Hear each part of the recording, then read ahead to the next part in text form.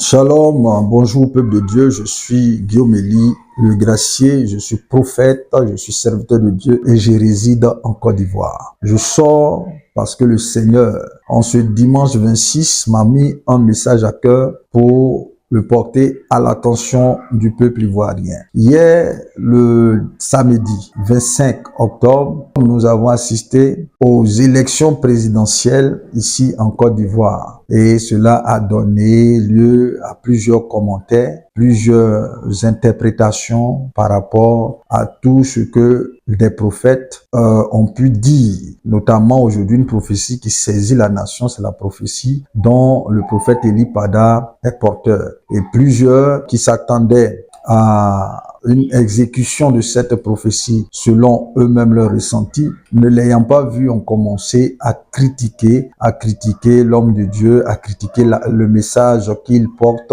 au détriment donc de ce que Dieu, dans sa grande sagesse, a pu donc planifier, a pu mettre en place. Je veux dire que le message du prophète Élie Pada est un message authentique. Il a dit, il n'y aura pas d'élection et il n'y a pas eu d'élection par rapport à tout ce que nous avons pu observer. Donc, quand le prophète Élie Pada vient pour dire qu'il n'y a pas d'élection et qu'après les élections, certaines personnes font des vidéos pour le railler, pour se moquer de lui, ça pose un problème. Ça veut dire que dans cette nation, il n'y a même pas de crainte de Dieu parce que le porteur de message, il ne porte que la parole de Dieu. Or, la parole de Dieu, c'est Dieu lui-même. J'ai entendu des choses qui m'ont révolté, des choses qui m'ont écœuré. Et à un moment donné, j'ai dit à Dieu, mais Dieu, pourquoi tu n'as pas réalisé les choses comme il se devait? Et si c'est comme ça, moi, je ne vais plus parler de ta part. Parce que dans cette nation, on a l'impression que tu envoies tes prophètes toi-même à l'abattoir. Ils osent dire des choses que les autres ne veulent pas dire et au final, tu les laisses. Dieu m'a posé une question. Vous savez,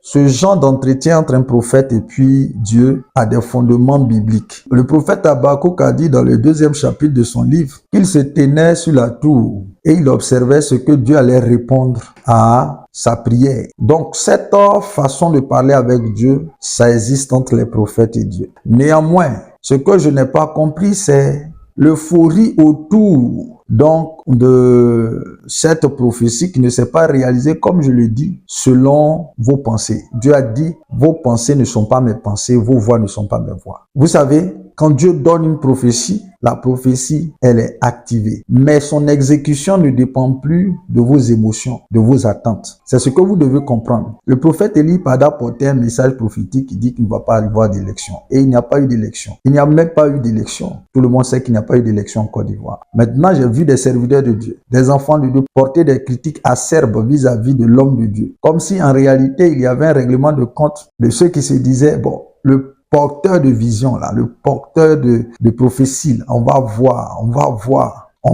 si ça va se réaliser. Vous êtes en train de jouer le rôle des frères de Joseph parce que le monsieur a une grâce particulière. Donc vous attendez que sa prophétie échoue. Mais ça n'a pas échoué, la prophétie court. Donc, ne soyez pas prompt à vous réjouir. Parce que la prophétie court. La Bible dit, son terme est fixé. Elle va s'accomplir certainement. Voilà. Vos pensées ne sont pas les pensées de Dieu. Beaucoup de personnes ont espéré qu'il y ait des affrontements. Mais nous, nos prières, c'est que le sang innocent ne verse plus. Donc Dieu nous a exaucés. Il n'y aura pas d'élection comme les autres fois où il y a eu des affrontements, où il y a eu des morts. Vous comprenez? Dieu ne veut pas que les gens meurent. Toi et moi, on a prié pour que les gens ne meurent pas. Et puis les gens ne sont pas morts. C'est une grande victoire. Mais la prophétie continue d'être active. C'est ce que je voudrais que tu comprennes. Parce que ça donne l'impression que beaucoup voulaient que ça se réalise comme eux ici attendaient. Qu'il y ait des affrontements, qu'il y ait des blocus et tout ça. Non, Dieu n'est pas un homme. Dieu n'agit pas comme un homme. Un jour, le prophète Élisée reçoit la visitation d'un homme important de Syrie.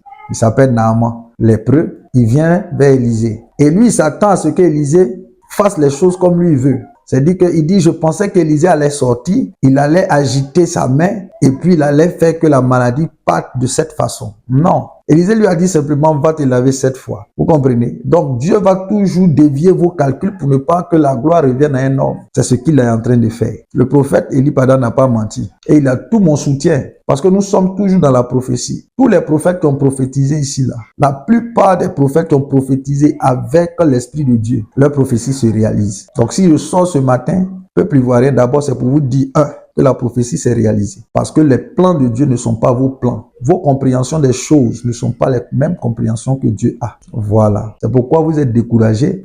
C'est pourquoi vous êtes désillusionnés. Vous comprenez? Nous sommes en train de prier pour ne pas que la nation s'embrase. Dieu a plusieurs façons de régler le problème. Ses voies sont nombreuses, ses voies sont insondables.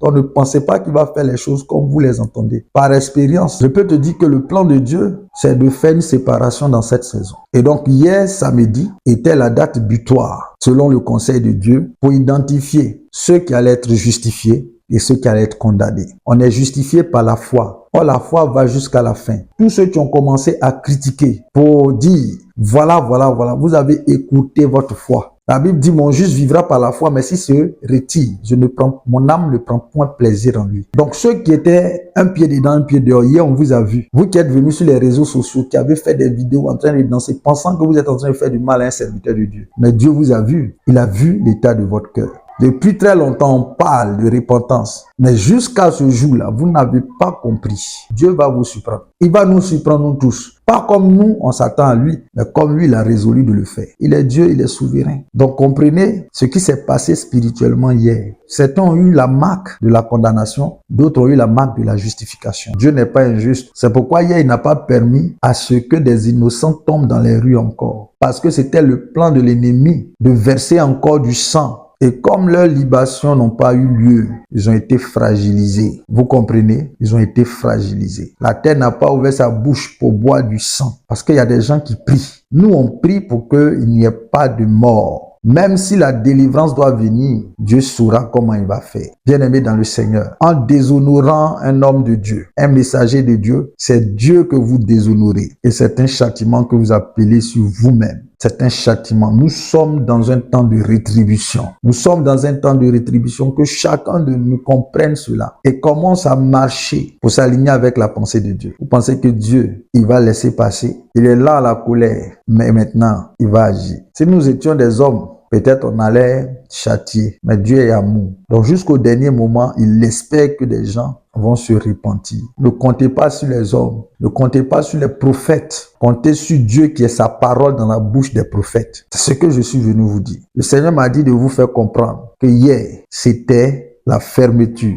de la porte de l'arche. Dieu surprend toujours. Il surprend toujours. Vous allez l'attendre sur une route, il va prendre une autre route. Ses voies sont insondables. Et puis Dieu, c'est lui qui s'occupe de l'exécution de sa parole. Et cette manœuvre divine, ça fait que beaucoup se sont dévoilés. Ils ont dévoilé leur posture. Vous tous qui avez fait des danses pour pouvoir humilier l'homme de Dieu, cette humiliation-là, elle va venir sur vous. Elle va venir sur vous. Le fait est qu'il y a beaucoup, même des serviteurs de Dieu, qui attendaient, qui priaient pour ne pas que la prophétie du prophète Élie Pada se réalise. Par jalousie, par envie, par méchanceté. Parce que toutes ces prophéties se réalisent et qu'une nation est en train de compter donc sur ces prophéties. Donc on prie pour ne pas que ça se réalise. Mais je vous ai dit que ça s'est réalisé et que l'exécution de la prophétie continue. Exode 14, verset 14. L'Éternel combattra pour vous, gardez le silence. Ce n'est pas une affaire humaine, c'est une affaire divine. Il y a beaucoup de choses qui se sont produites hier, mais vous allez voir les conséquences dans les jours qui suivent. Parole de l'Éternel. Voilà. Et je vais réitérer devant la nation ivoirienne mon soutien au prophète Élie Pada. Mon soutien complet au prophète Élie Pada. Il n'a pas menti. Il n'a pas menti. La prophétie continue. La prophétie continue. La prophétie est en marche. Elle peut tarder, mais elle va s'accomplir certainement. Chers Ivoiriens, gardez le regard fixé sur Jésus-Christ, sur la parole, et puis laissez Dieu travailler. Vous allez voir qu'en Côte d'Ivoire ici, il y a des prophètes. Vous qui vous réjouissez, vous n'allez pas être là pour célébrer. Je vous dis la vérité. Je vous dis la vérité. Ne savez-vous pas que Dieu est en train de rassembler les gens là pour les juger? Il y en a qui étaient tranquilles, sont allés se cacher en Europe. Et puis Dieu les a ramenés. Là où le sang crie, c'est là où le sang de Naboth est versé par Jézabel. C'est là où le sang de Jézabel va couler. Parole du Seigneur. Donc ne pensez pas que Dieu n'est pas en train de travailler. Dieu est en train de travailler. Élie a déclaré la parole qu'il a entendue. Il va pleuvoir. Il s'est assis là? Non. Il s'est pas assis là pour attendre. Il a prié 7 fois. Vous devez continuer de prier. Et Élie Pada fait partie des vrais prophètes. Il a déjà fait une vidéo dessus. Voilà. Le sel ne se dit pas salé. Donc moi je dis que cet homme est un homme de Dieu. Voilà. Cet homme est un homme de Dieu.